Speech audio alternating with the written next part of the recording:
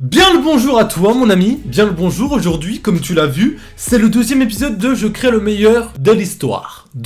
Pourquoi? Parce que dans le premier épisode, je t'invite à aller voir si tu ne l'as pas vu, j'avais créé le meilleur attaquant de l'histoire. Et là, comme tu l'as vu dans le titre, je crée le meilleur milieu de l'histoire. Donc, comme dans le premier épisode, si tu kiffes ce genre de vidéo et que tu veux que je fasse le meilleur défenseur de l'histoire, je mettrai les gardiens dedans. N'hésite pas à mettre un petit pouce bleu. Si on atteint comme dans le premier épisode les 3000 likes, je ferai le troisième et dernier épisode de cette mini-série. Les amis, aujourd'hui on va parler des meilleurs milieux de l'histoire. Il y aura beaucoup de joueurs. Il y aura des joueurs allemands. Là tu vois le logo allemand ça arriver, tu vois. Il y aura des joueurs espagnols, anglais, italiens, français, argentins, néerlandais, irlandais et je crois que c'est tout. Voilà. Donc il y a pas beaucoup de joueurs d'autres pays. Il y a beaucoup de joueurs du même pays en fait, voilà. Bref, on est parti mon ami. Pour le meilleur milieu de l'histoire, j'ai tout simplement choisi comme caractéristiques les tirs de loin, la vista, les centres, la précision sur coup franc, les passes courtes, les passes longues, les dribbles, les interceptions, les tacles debout, les tacles glissés, la force, l'agressivité, la finition,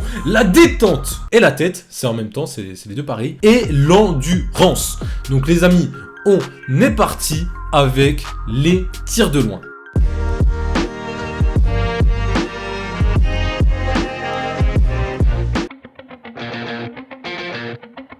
Pour les tirs de loin, j'ai tout simplement choisi Michael, je ne sais pas comment tu veux que je le dise, mais Michael Ballack. Michael Ballack, voilà. Aussi bien avec le Bayern, aussi bien que Chelsea, il a mis masse de buts. Il avait une frappe surpuissante. Un truc de maladie marqué de loin. Carrément, j'ai les statistiques devant moi. Il a tout simplement mis avec l'Allemagne, alors qu'il joue milieu offensif, milieu défensif. Voilà, il a joué tous les postes au milieu. Il a mis 42 buts en 98 matchs. C'est quasiment l'équivalent du nombre de buts de Thierry Henry avec l'équipe de France qui a mis une cinquantaine de buts, alors que c'est le meilleur buteur de l'équipe de France. C'est 123 matchs, 51 buts. C'est-à-dire que Ballack, en étant milieu, il aurait pu très bien faire autant de matchs que Henry, parce qu'il a moins de matchs que Henry, et être meilleur buteur de l'équipe de France de l'histoire. Tellement il a marqué de buts et qu'il avait une puissance de frappe et une précision dans ses frappes phénoménale. On passe à la Vista. À la Vista, c'est tout simplement, vous le savez, c'est une légende qui n'a pas encore pris sa retraite, légende du football espagnol. Si je vous dis plus de cheveux quasiment, si je vous dis Chine, vous me dites dans les commentaires. Iniesta, bien sûr, Iniesta, qui a tout simplement une vista hallucinante. Une vista, pour ceux qui me demandaient, c'est un peu la façon de voir le jeu, de jouer intelligemment, de voir les choses que les autres joueurs ne verraient pas. Donc voilà, c'est quoi un petit peu la vista? C'est la qualité technique, la qualité de vision de jeu, etc., etc. Donc voilà, Iniesta, je l'ai mis là-dedans parce que, comme vous le voyez à chaque fois sur les images, il faisait des passes, mais sorties de nulle part, des passes laser à l'aveugle. Même toi, quand t'es derrière l'écran, tu n'y aurais même pas pensé.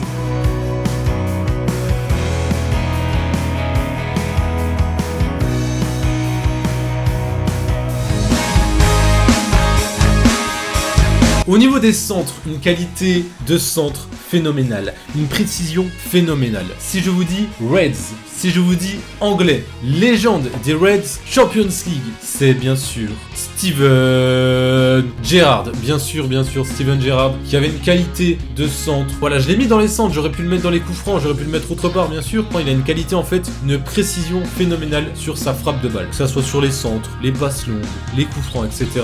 C'était incroyable. Et en plus, il avait gagné la Champions League avec Liverpool en faisant la plus grande remontada de l'histoire, selon moi. Après, vous ne connaissez peut-être pas parce que vous êtes un peu jeune. Moi, je l'ai connu, c'était en 2005, je crois. J'avais 11 ans, je m'en souviendrai toute ma vie.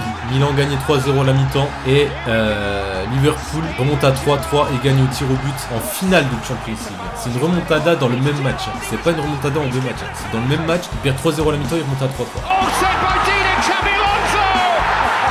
Chances, Shevchenko misses.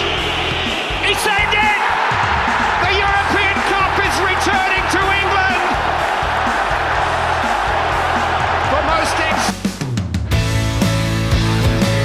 Bref, sur la précision des coups francs. Bon, vous vous doutez sûrement, j'aurais pu le mettre autre part également, j'aurais pu le mettre dans les centres et inverser avec Gerrard aussi, mais sur la précision des coups francs, vous allez penser à d'autres joueurs, mais vous inquiétez pas, les autre joueurs, je les ai mis dans d'autres endroits. Si je vous dis anglais, bad boy, mannequin, businessman, c'est bien sûr David Beckham, les gars. David Beckham qui a tout simplement porté le maillot de Manchester United, du PSG une année. Enfin, c'était pour l'argent, je pense. Enfin, c'était pour le côté marketing, en tout cas pour nous Parisiens, c'est sûr et certain. Et surtout, période des Galactiques avec Zidane, etc. bien sûr. sûr au Real Madrid avec Ronaldo, Roberto Carlos, il y avait une équipe de fous furieux. C'est ça qui m'a fait kiffer aussi le Real quand j'étais petit. Là-dessus, j'ai été gros footix sur le Real quand j'étais petit.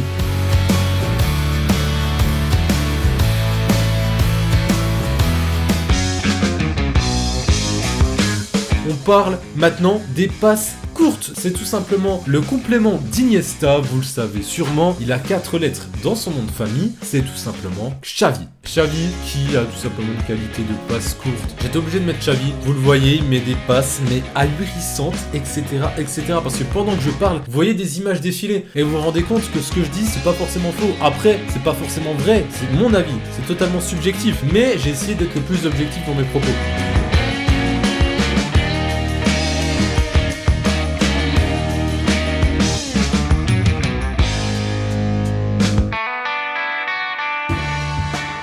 Ensuite, au niveau des passes longues, et je pense que beaucoup l'auraient mis dans les coups francs, j'aurais pu inverser avec Beckham, voilà, j'aurais pu mettre Gerrard aussi dans les coups francs, enfin voilà, il y a beaucoup de joueurs qui auraient pu rentrer dans d'autres cas, c'est pour ça que j'ai essayé d'intégrer tout le monde avec chacun une caractéristique différente. Mais au niveau des passes longues, ça inclut aussi les passes décisives, passes longues, etc.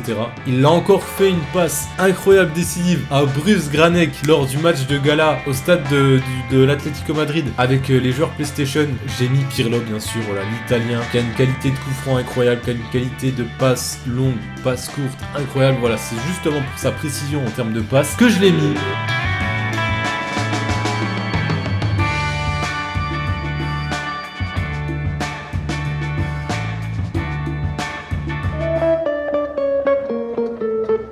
Au niveau des dribbles, c'est la quintessence du football français. Il avait fait, pour moi, le plus grand match de l'histoire pour un joueur quasiment. Enfin, là, je m'enflamme un peu, c'est mon côté chauvin. Mais Zidane. C'est bon. C'est pas Ronaldinho. Ronaldinho, je l'ai mis dans les attaquants, bien sûr. C'est pas un inventeur de dribble, mais c'est pour son élégance dans sa façon de dribbler. Face au Brésil, par exemple. Voilà, je veux absolument parler du Brésil. Brésil ou pas, on bat les couilles.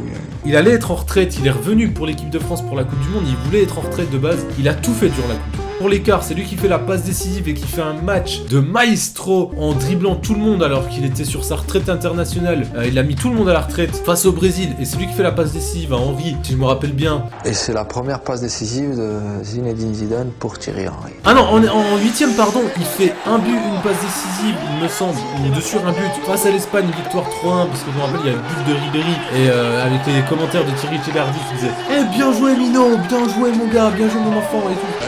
Vieira, oui pour Ribéry qui va arriver devant Casillas. Vas-y mon petit. Il est dedans.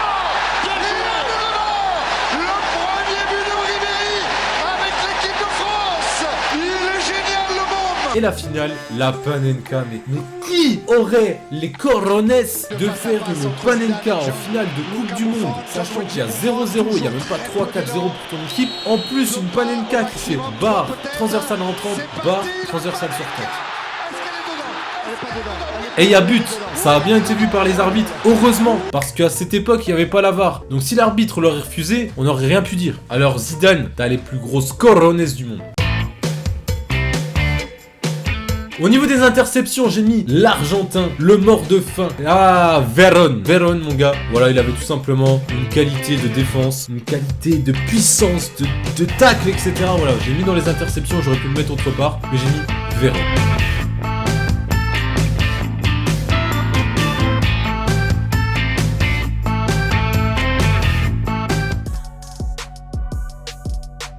Au niveau des tacles debout, j'ai mis un joueur que j'ai kiffé, que je kiffe encore parce qu'il a une qualité et une hygiène de vie incroyable. Voilà, c'est encore une masse. J'ai tout simplement mis Clarence Seedorf.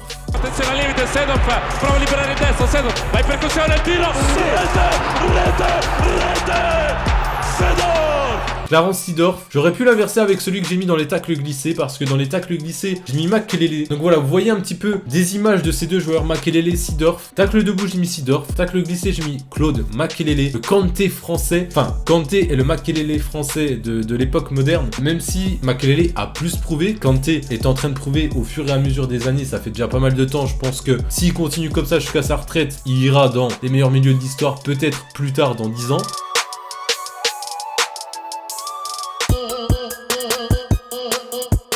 Au Au niveau de la force, il y a aucune contestation possible. J'ai mis le monstre, la puissance incarnée, Patrick Vieira. Patrick Vieira, c'est le dernier français de ma liste. Voilà, il avait des ciseaux, voilà, on appelait la paire de ciseaux, on appelait la petite pieuvre. Il utilisait ses grandes jambes. Il était très grand et pourtant, voilà, il avançait quand même bien sur le terrain. Il était pas hyper lent, il dégageait une puissance. Pourtant, il n'était pas très costaud. Hein. Si je me rappelle bien, ses jambes, je trouvais que c'était des baguettes. Et il se blessait pas beaucoup.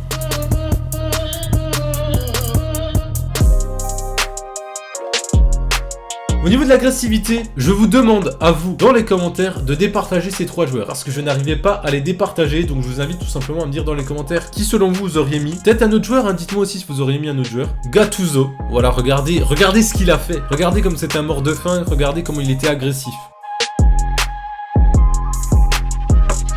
De Jong, regardez l'attentat face à Xabi Alonso. Lui, l'agressivité, c'était ouf aussi. Et bien sûr, l'agressivité dans ses propos et sur le terrain également, Roy Keane. Donc voilà, je ne savais pas comment les départager.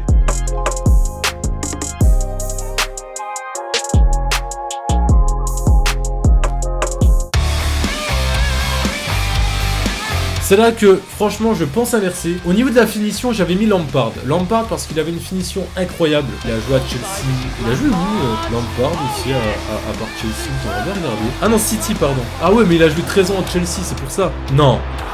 Non, je le laisse dans la finition. J'avais pas regardé ses chiffres, mais c'est 914 matchs, quasiment 1000 matchs en pro, 274 buts. Avec Chelsea, c'est 648 matchs, 211 buts. Donc, Lampard, je te laisse dans la finition, je m'étais pas trompé. Qualité incroyable, 2 coups francs, 2 frappes de loin, 2 frappes de près. Enfin, la finition était incroyable pour ce joueur, et c'est pour ça que je l'ai mis là-dedans. Voilà.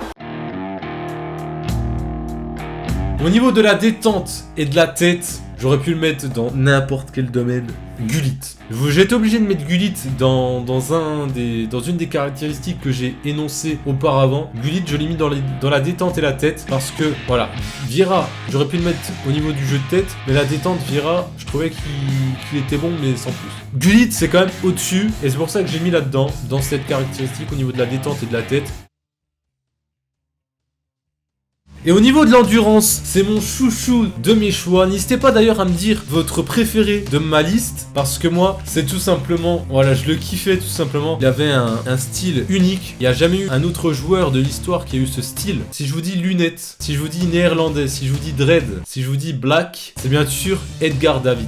Edgar Davids, je sais pas comment tu veux que je le dise, mais voilà, il avait un style unique. Franchement, moi je kiffais ce joueur. Au niveau de l'endurance, je l'ai mis dedans parce que voilà, il avait des qualités défensives incroyables. J'aurais pu le mettre dans d'autres caractéristiques également, comme je vous l'ai dit, mais j'ai mis Edgar Davids dans l'endurance parce que voilà, c'est un joueur que j'ai totalement kiffé étant petit. Je me rappelle encore sur les FIFA 2004 ou FIFA 2003, je sais plus, c'était un FIFA qui ressemblait à la Juventus, je crois qu'il y avait Trezeguet et Edgar Davids sur la jaquette. Attendez, je vais vérifier. Ouais, c'est ça, c'était FIFA 2003. Bah regardez, je vous montre la photo là.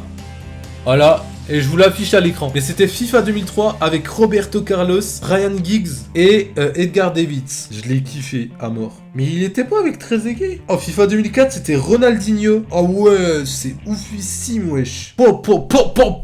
Et les amis, si vous avez kiffé, n'oubliez pas le petit pouce bleu, le commentaire et le partage. Donc voilà, je vous dis à la prochaine. Prenez soin de vous. Merci de votre soutien permanent, comme d'habitude. Et moi, je vous dis à la prochaine. Ciao, ciao les gars.